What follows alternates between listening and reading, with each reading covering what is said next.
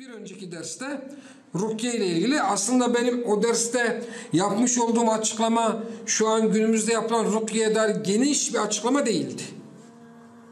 Cinlerle ilgili artık konunun başının meseleye nereden girdiğimi de şu an hatırlamıyorum da oraya çok itiraz geldi. Biraz da bizim teknik ekip teknik ekibin görevi nedir?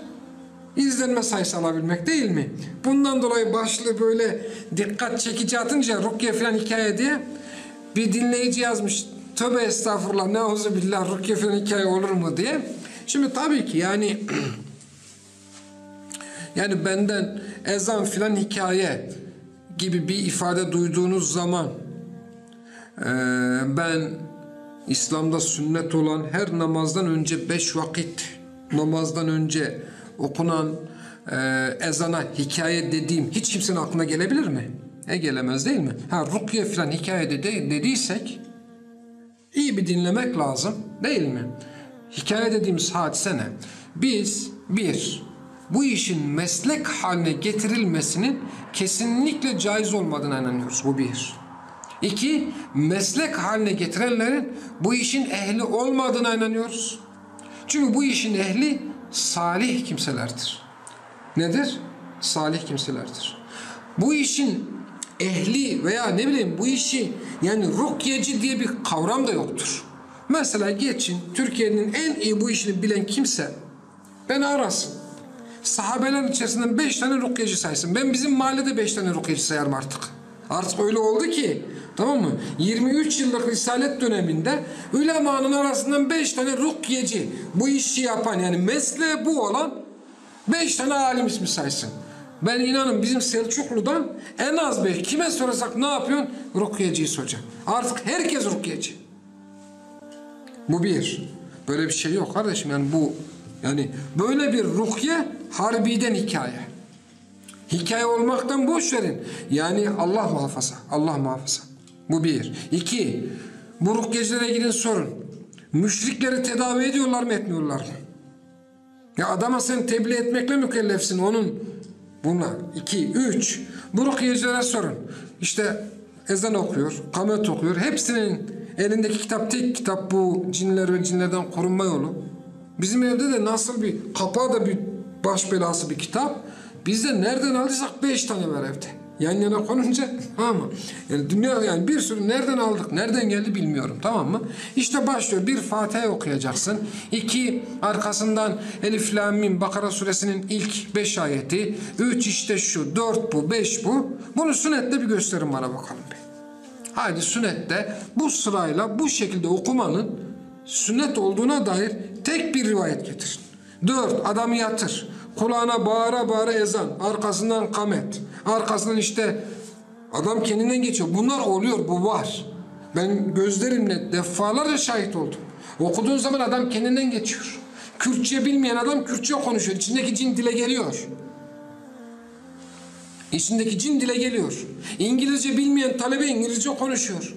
Arapça bilmeyen talebe Arapça konuşuyor. İslam tarihi oturuyor, sohbet ediyorlar. Ne yapıyorsun? Nereden geldin sen? İşte oradakilere yap. Onu çıkart, bir ara çıktıydı. Gerçek bu, sen bilmiyor musun? Sizin orada yok muydu bu? Bizim burada böyle. Cinlerden ordu kurdular. Bu orduyu Kabe'de bir cin var. Ebu Muhammed diye. O komutan o. Tebliğ yapıyorlar cinlere. Oradaki cin Müslüman oluyor. O cini çıkartıyorlar. Kabe'ye gönderiyorlar. Ertesi gün yine aynı cinli zaten adam. Benim rukiye filan hikaye dediğim hadise budur. Şu an yapılan Türkiye'de başından sonuna istisnasız bütün rukiye ben hikaye diyorum. Buna. Geçenlerde bir kardeşle tanıştık. Ben rukyeciyim hocam dedi. Nasıl rukyecisin dedim ben. Her sorduğuma hayır ben öyle yapmıyorum dedi. Ne yapıyorsun? Ben rukyeciyim diye böyle piyası yok. Bir Müslüman oldu mu, bir hasta oldu mu okuyor, tamam. Rukiye dediğim sadece şudur kardeşler. Kur'an ve sünnetle, Kur'an'la, Allah'ın kelimeyle şifa aramaktır. Başın ağrır, başın ağrıyordur. Elini tutarsın, kendini okursun. Ya da bir salih, muttaki bildiğin bir Müslümana kendini okutursun. Rukiye budur işte. Rukiye dediğimiz şer'i rukiye budur. Tamam mı? Ve bu kansere iyi gelir. Kuatıra iyi gelir. Hashimoto'ya iyi gelir. Benim hastalığım bunlar. Tamam mı?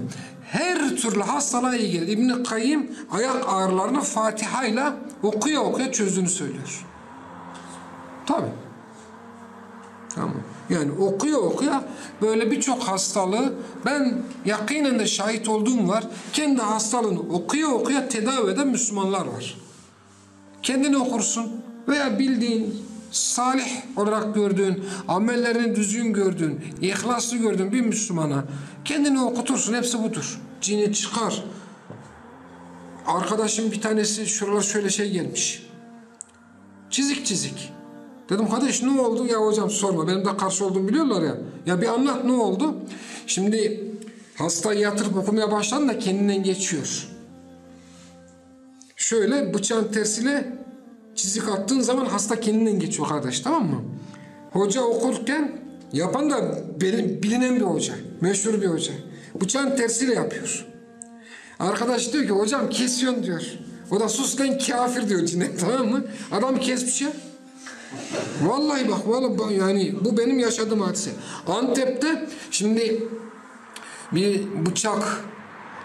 bıçağı veya bir kaşı şöyle değdirip de cini üzerine orada buluyorlar. Artık ne buluyorlarsa orada onu da bilmiyorum. Çünkü cin varlığı olan bir şey değil ki. Somut bir şey değil ki.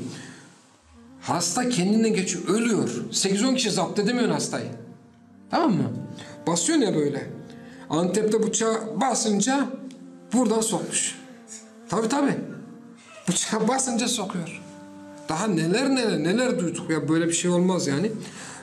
Ve ben şunu söyleyeyim, bugüne kadar tedavi edebildikleri bir Allah'ın kulu yoktur. Kimi okudularsa da iyice azmıştır.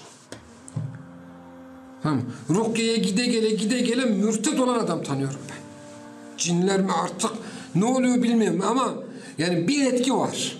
Ama kötü yönde bir etki var. Kötü yönde bir etki var. Bizim hikaye dediğimiz rukiye, bunun başlığını da aynı şekilde atın. Rukiye, mukiye, hikaye 2 diye atın bunu da, tamam mı?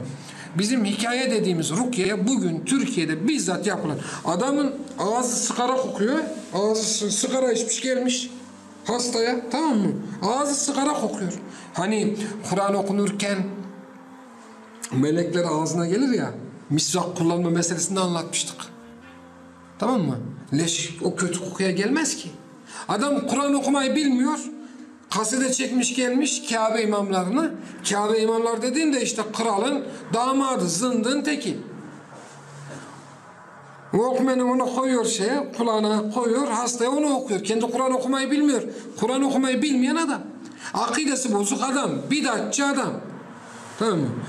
Bizim rukiye, hikaye dediğimiz hadise bugün Türkiye'de şu an meşhur olan. Kamerayla çekiyorlar şimdi. İnternete at. Niye atıyorsun internete? Mesela biz internete kitap atıyoruz. Niye atıyoruz? Ha? Satmak için, para kazanmak için. Sen niye atıyorsun? Yani Allah'ın kelimeleriyle insanları para diyor ki işte şu fiyattan aşağı kurtarmaz diyor. Dolara zam geldi diyor, fiyatlar yüksek. Neyine geldi senin? Daha neler ya, cidden bu mesele böyle. Yok, olmuyor değil mi? İşte sen mi anlatmıştın? Geçen biri anlatmıştı. Şu kişi şu fiyattan aşağı okumuyormuş diye. Ya Allah'tan korkun, Allah'ın kelimeleri. Efendim? Değil mi? Allah'ın kelimeleri bunlar. Sen Allah'ın kelimeleriyle insanları tedavi edeceksen önce kendine bir bakacaksın. Tamam mı? Sen niye şu an bu rukiye tedavileri niye internet atıyorlar? Para kazanmak için, başka bir şey için değil ki. Diyor bugün işte Bursa'dayız. İhtiyacı olanlar gelsin. Ya bırak, ihtiyacı olan zaten seni bulur yani. Yani bu bizim hikaye dediğimiz hadise bu. Herkes bunu böyle anlasın. Evet.